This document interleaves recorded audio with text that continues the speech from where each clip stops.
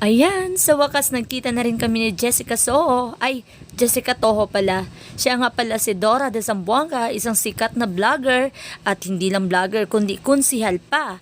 Ayan guys, kami lang nagkakaintindihan kung ano yung pinag-uusapan namin. O tingnan nyo naman kung ano yung pinagmimintikan namin while eating. Ayan, o di ba? O, ang bilis namin kumilos, ang bilis din namin kumain. O, ayan, sige, makinig lang kayo. Oo, di ba? Ang ganda ng pinag-usapan namin, intindihan nyo ba? O, ayan. O, meron pa kaming mga background na, ang bilis maglakad.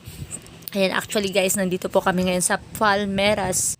So, alam nyo bang nagbiyahe talaga ako ng malayo from Butuan to Zamboanga City para lang makita to si Dora de Zamboanga. So, ayun na nga guys, nandito na siya sa harapan. Sobrang nakakatuwa siyang kausap guys. Grabe. Nakaka-inspire po siya.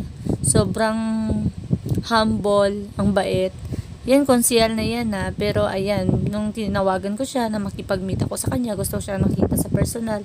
Ayan, hindi talaga niya ako inindyan guys. Ayan, dumating talaga siya at yan, kasama ko po siyang kumain. Nag-dinner kami dalawa. Ayan, usap-usap. Nagde-date na kami dalawa. Ayan.